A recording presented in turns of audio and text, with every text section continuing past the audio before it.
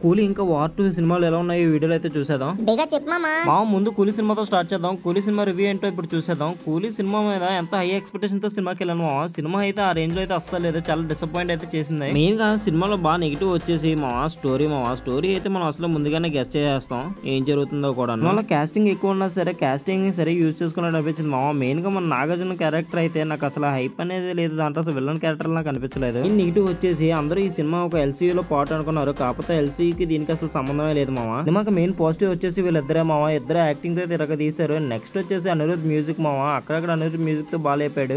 Overall కూలీ cinema గురించి చెప్పుకోవాలంటే ఓన్లీ వన్ టైం వాచబుల్ అనిపించింది నాకైతే. మరి మీకు అనిపించిందో చెప్పండి.